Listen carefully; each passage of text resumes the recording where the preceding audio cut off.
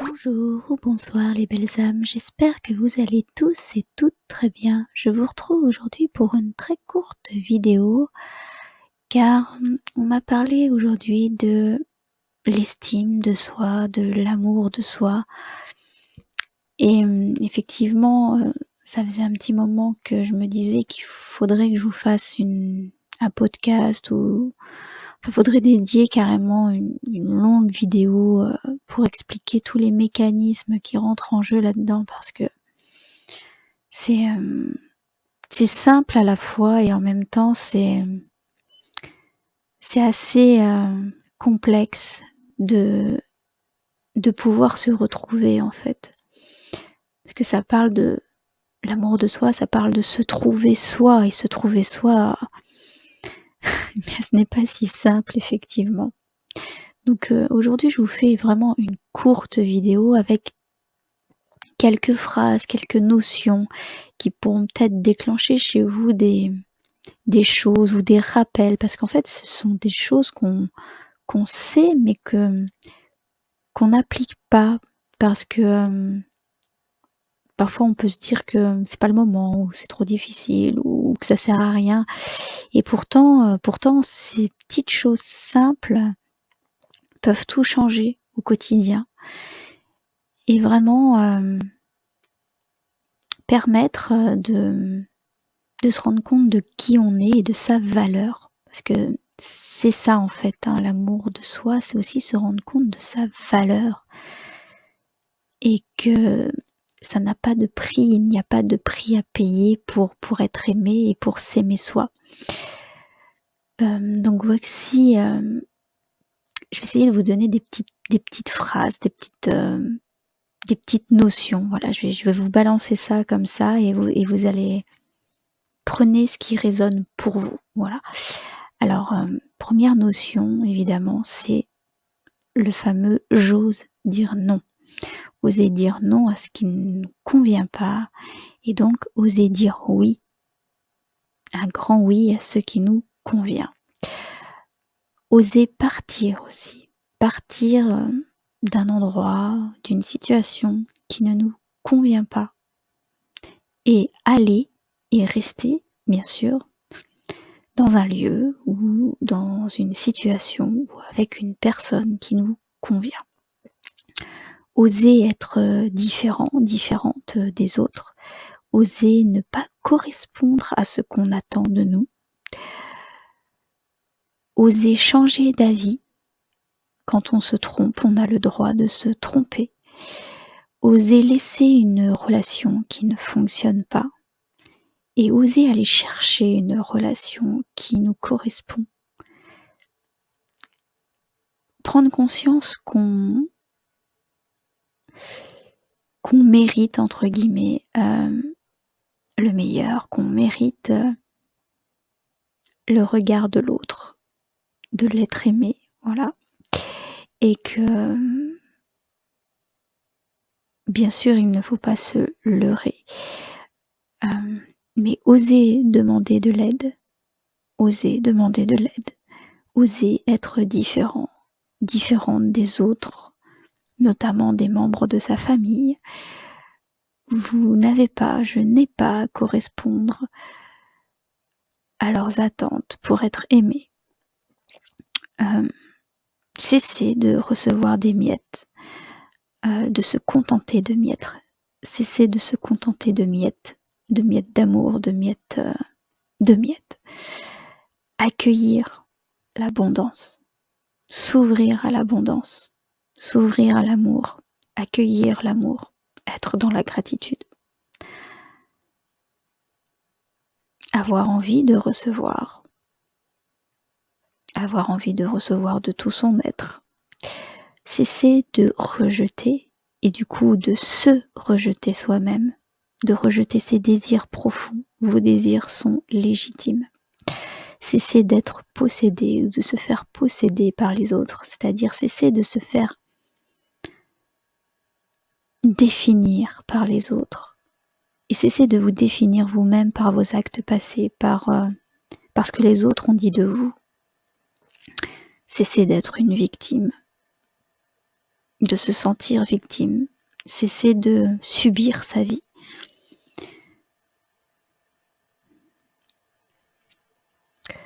Pour réussir entre guillemets sa vie et être libre, il est nécessaire de renoncer à être une victime. Cessez de vous interdire le meilleur. Autorisez-vous le meilleur. Choisissez de prendre votre place. Pour cela, vous pouvez notamment commencer à vous parler à vous-même. Et ça n'a rien de fou de se parler à soi-même. Ça, c'est ce que la société veut nous faire croire. Au contraire, c'est très, très sain de se parler à soi-même et de se parler comme à un ami, à une amie. Et vous pouvez parler à votre corps également. Apprivoisez votre corps, écoutez votre corps vous parle et le corps ne ment jamais. Si quand vous êtes avec une personne, votre corps se tourne dans le sens opposé de cette personne, c'est que cette personne n'est pas bonne pour vous et que vous n'avez rien à faire dans cet endroit avec cette personne à ce moment-là. Peut-être qu'à un autre moment ce sera ok, mais au moment où votre corps fait ce genre de choses, prenez-en conscience et écoutez-le. De même, si votre corps a tendance de se rapprocher de quelqu'un, en général, c'est que cette personne est plutôt bénéfique pour vous. Voilà, donc prenez soin de vous. Encouragez-vous. Regardez-vous dans le miroir, dites-vous que vous êtes beau, que vous êtes belle, même si au début vous ne le pensez pas vraiment parce qu'il y a vos vieux schémas qui reviennent, où on vous a dit que ça c'était pas beau, c'était pas aimable, alors que si, vous êtes beau, vous êtes aimable, vous êtes belle, vous êtes aimable. Et vous avez le droit de vous trouver beau et belle et de vous aimer. Non seulement vous avez le droit, mais en plus c'est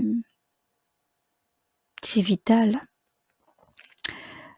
Osez être authentique, osez être qui vous êtes.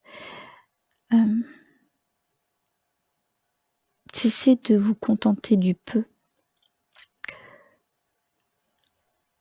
Apprenez de vos défauts. Les défauts des uns peuvent être les qualités des autres. Apprenez de vos défauts, apprenez de vos erreurs. Tout ça, c'est des leçons sur vous pour apprendre à mieux vous connaître. Se détacher du regard et du jugement des autres. C'est très important. Et d'être indulgent envers soi, parce que les autres sont rarement indulgents envers vous, sauf s'il s'agit de personnes qui vous aiment vraiment pour qui vous êtes et pas pour le paraître, pas pour ce que vous dites ou ce que vous faites, mais vraiment pour qui vous êtes.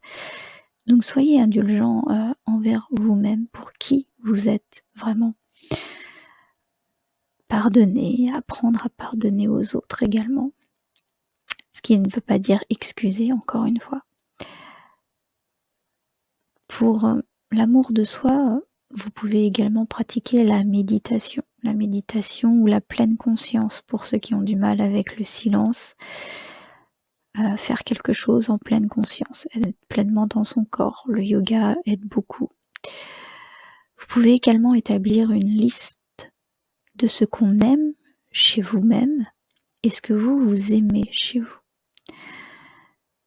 Vous pouvez également établir une liste de ce que vous n'aimez pas chez vous et envoyer de l'amour. Apprenez à aimer ce que vous n'aimez pas chez vous.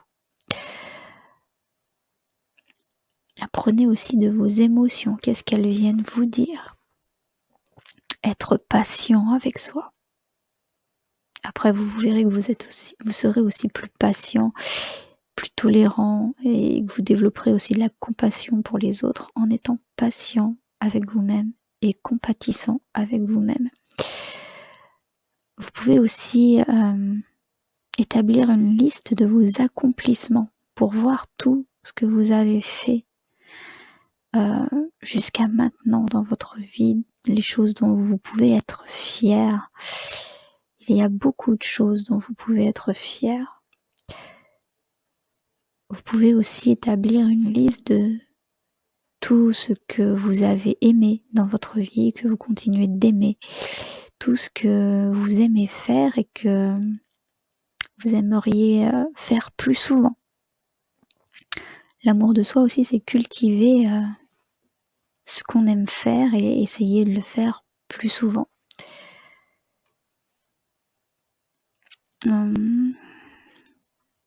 Que puis-je rajouter d'autre? Donc apprendre à dire non, poser ses limites, bien sûr, se faire respecter. Vous n'avez pas à vous laisser marcher sur les pieds, mais se faire respecter, c'est pas forcément être en conflit avec l'autre, mais c'est juste dire: «Là, ça va trop loin pour moi, par respect pour moi, je te demande d'arrêter» ou je dis non, sans justification. Voilà, vous n'avez pas besoin d'aller plus loin. Vous n'êtes même pas obligé, voilà, vous pouvez juste dire non, sans même préciser que c'est pour votre plus grand bien. Partir des situations ou quitter les personnes qui ne vous «nourrissent pas» entre guillemets. Quand je dis nourrir, ça veut pas dire, tirer profit d'une personne, c'est pas du tout ça. C'est, vous avez des personnes en fait, quand vous les quittez, si vous vous sentez vide, si vous en sentez que vous n'avez plus d'énergie, c'est que ces personnes ne vous «nourrissent pas» entre guillemets et si après, avoir quitté, un autre groupe de personnes où vous vous sentez, pleine d'énergie, plein d'énergie, c'est que ces personnes vous ont «nourri» entre guillemets encore, hein, dans le bon sens du terme, qui n'a rien à voir avec le fait de vampiriser. Par contre, vous pouvez vous faire vampiriser, donc cessez de vous faire vampiriser et partez, de ces endroits qui vous vampirisent, quittez ces personnes qui vous vampirisent, qui veulent, vous contrôler, vous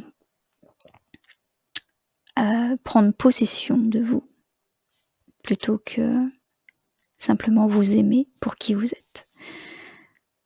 Donc n'ayez pas peur, d'être différent des autres. Sur la peur, on peut aussi, ajouter que souvent nos peurs viennent comme toute émotion, elle vient nous dire quelque chose et souvent, de ce que j'ai pu remarquer, en tout cas moi et les gens qui m'entourent ont remarqué, ce même phénomène, c'est que les peurs nous appellent. Elles viennent, nous dire quelque chose et quand on transcende ces peurs, quand on va au-delà de sa peur, souvent il y a de très, très belles choses. La peur vraiment nous appelle.